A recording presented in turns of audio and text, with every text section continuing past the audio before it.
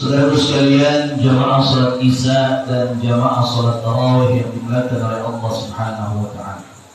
Tiada ada kalimat yang pantas untuk mengawali perjumpaan kita selain kalimat tasyakkur hamdalah alhamdulillahi rabbil alamin.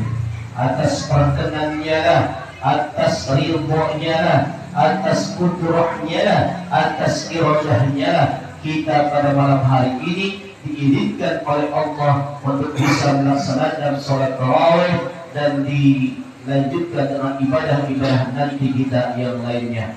Mudah-mudahan ibadah Ramadan kita diterima oleh Allah Subhanahu wa taala.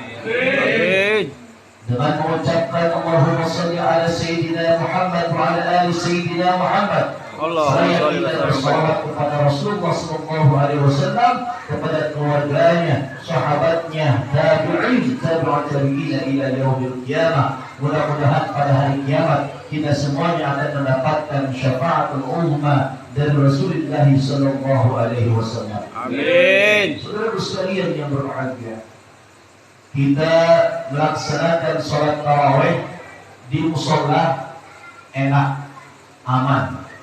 Kalau saya tanya, sholat tarawih enak apa enggak? Enak yang cepat apa yang lambat? Jawab yang kencang nih, boy. Yang cepat apa yang lambat? Kalau tadi sholat tarawihnya cepat apa lambat? Alhamdulillah. Tadi ada yang senang bilang alhamdulillah, ustaznya pengertian. Insyaallah. Kalau kita sholat tarawih enak, aman, tenang, gak ada yang ganggu. Tetapi di belahan bumi yang lain, saudara kita sekarang, hari ini, bulan ini, jam ini, detik ini, mereka sulit melaksanakan Isya, melaksanakan tarawih di masjid yang mulia, yaitu Masjidil Aqsa di Palestina. Betul? Sekarang saya mau tanya, mau apa? Kalau melihat ada saudara kita yang sekarang sedang dijajah, Pak. Ini karena mereka dijajah nih, Pak. Sama siapa? Israel. Orang lagi sholat, Pak. Allahu Akbar. Tentara dari samping mendorong. Gimana? Masya Allah, Pak. Di mana letak HAM yang katanya diagung-agungkan oleh orang Barat? HAM harus diutarakan. Sekarang ternyata bagi umat Islam hak asasi manusia tidak berlaku. Betul atau betul? Padahal Allah Pak mengatakan di dalam ayatnya banyak menceritakan tentang keutamaan masjid. Bahkan orang yang kemudian beriman disestempel dengan orang yang suka ke masjid, Pak. Maka Allah mengatakan di dalam surah At-Taubah pada ayat yang ke-18 yang Allah mengatakan, Innama ya'muru masajidallahi man amana billah. Ayatnya menstempel orang yang suka ke masjid adalah orang-orang yang beriman kepada Allah. Artinya masjid itu tempat yang mulia. Siapa orang yang datang ke masjid mendapatkan kemuliaan. Siapa orang yang menjaga masjid, dia akan mendapatkan kemuliaan. Kita berhutang budi kepada saudara kita di Palestina yang sampai hari ini menjaga Masjid Al-Aqsa dan tetap punya umat Islam. Takbir. Allahu Akbar. Siapa di semangat di Bandara? Ya indah. Sebab kita ini sekarang repot sama baju baru, celana baru, kain baru di masyarakat. Iya nggak?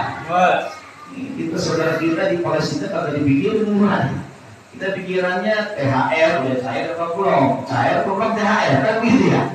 Omongannya kagak lain dulu. Tapi ingat Pak, saudara kita di sana sekarang sedang berjuang mempertahankan Masjid Suci Al-Aqsa, masjid kedua yang disucikan oleh Allah Subhanahu wa taala.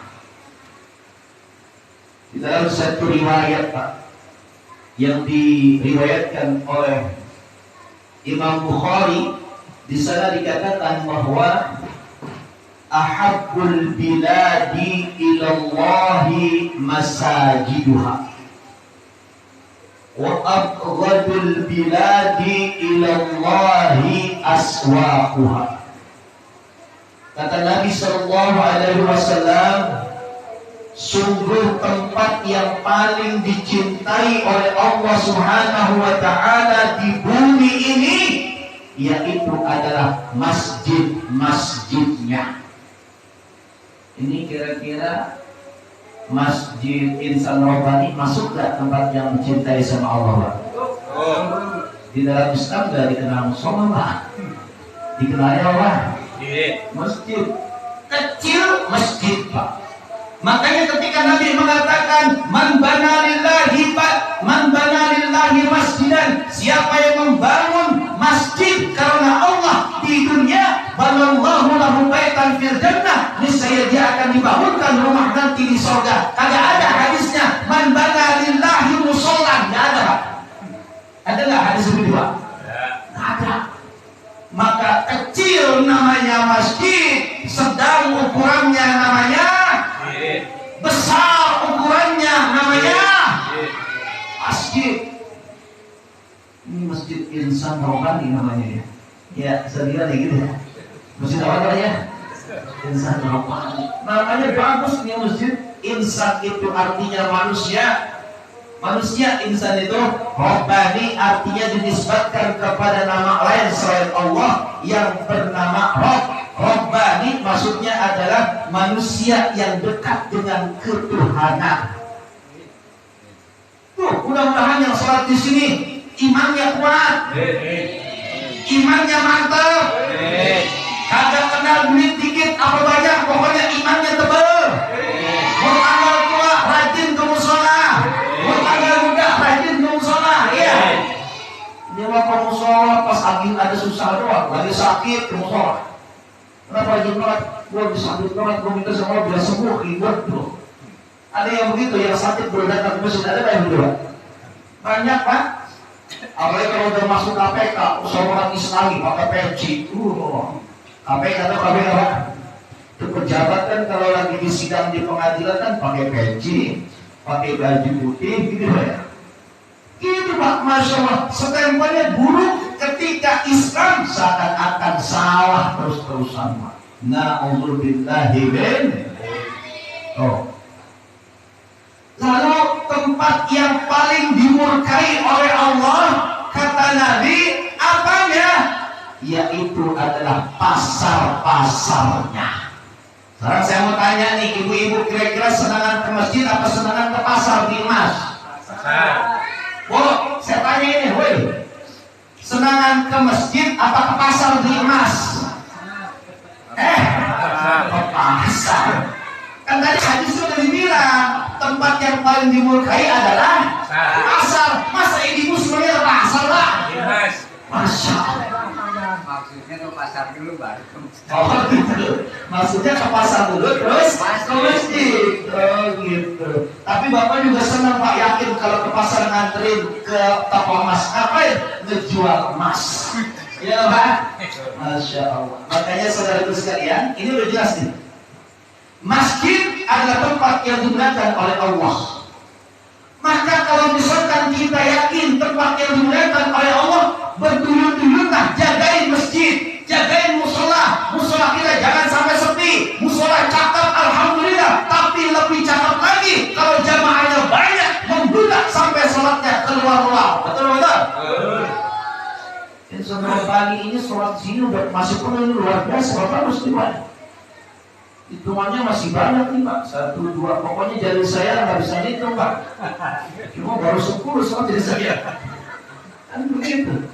Alhamdulillah, Pak, kualitasnya lumayan. Kenapa? Karena masih ada sholat di luar. Benar nggak? Kalau udah sholat mulai ke dalam semuanya, ini berarti musola semakin lebar jumlahnya. Semakin lebar? Semakin lebar. Ini sekarang masih nggak terlalu lebar, masih ada jarak begitu ya. Nggak apa-apa. Insya Allah mudah-mudahan selepas saya nyampaikan materi ini kan, besok dan besok sampai akhir Ramadan, insya Allah sholatnya makin banyak yang hadir di musola ini. Apa harusnya mengempati saudara kita semua? mereka pengen sholat tarawih sampai diusirin Pak di sana. Tapi mereka nggak bosan-bosannya untuk datang ke Al-Aqsa, laksanakan sholat, nggak ada bosan-bosannya Pak. Walaupun diberondong dengan tembakan-tembakan senjata, peluru tajam ataupun peluru karet, tapi mereka biasa saja, karena itu bagian daripada usaha dia menegakkan agamanya Pak di sana. Coba seandainya Pak, Al-Aqsa yang sekarang tidak aman terjadi di Indonesia Pak hari ini. Masjid-masjid diusirin orang sholat di masjid. Kira-kira musola Insan Robani masih ada yang sholat apa ada Pak? Wah, masih ada sholat apa enggak? Ada. Orang kagak diomelin aja pada jarang ke musola. Iya Pak? Apalagi diusir-usirin. Lah sih, tapi ada yang lama Pak, tenang. Ini orang hebat nih Pak. Ahli sholat Pak. Dia kalau misalkan, mohon maaf nih Pak, orang yang sudah sepuh itu dia lebih cinta ke masjid. Insya Allah, amin. Makanya yang ke masjid banyaknya adalah orang-orang yang sudah tua semuanya. Iya Pak? Enggak. Nah itu tua. Bocah-bocah doang, tidak satu, dua, dikit bocahnya. Makanya ada satu hadis Rasul, hadis Rasul nih. Anda perlu diingat hadis Rasul nih. Nanti pada hari kiamat anak muda akan mendapatkan naungan dari Allah Subhanahu wa taala, yauma la zilla illa zilluka, yang tidak ada naungan selain naungan Allah Subhanahu wa taala. Siapa? Anak muda yang rajin ke masjid, bukan aki-aki yang rajin ke masjid. Paham enggak? Woi, paham enggak? Kalau aki-aki ke masjid, wajar, ada dua, ya, mau ngapain lagi, gitu.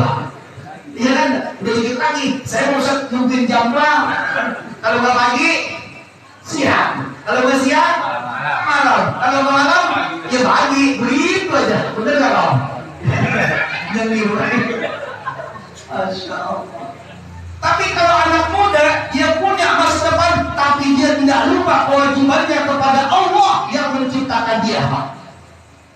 Makanya kalau ada anak kecil Pak bercanda di musola, jangan dikeprak, biarin Pak, baginin. Kalau anak kecil di musola, pokoknya berlaku, woi, apa lo? Bersihkan, pergi lo. Begitu. Ada nggak orang ini Pak? Ada nggak? Ada lebih curhat ya. Zaman dia kecil diomelin dulu Pak. Oh, nah itu Pak, jawabannya udah juga ceramah ya. Saya udah tadi ceramah lima ya, double jadi. Double Pak. Ini double apanya Pak? Apanya? Nanti jangan mancing-mancing saya. Itu saja Pak yang harus saya sampaikan. Terima kasih. Mudah-mudahan yang singkat ini membawa manfaat bagi kita semuanya. Terakhir Pak, kita baca Fatihah kepada Allah. Semoga saudara-saudara kita di Palestina diizinkan oleh Allah untuk negerinya menjadi merdeka. Diizinkan oleh Allah untuk negerinya menjadi negeri yang salaman, negeri yang selamat, terbebas dari kungkungan bangsa yang lainnya, dan insya Allah bisa tegak kembali Islam di bumi Palestina. Ala hadhihi niyyah wa ala kulli niyyatin shalihah. Al-Fatihah.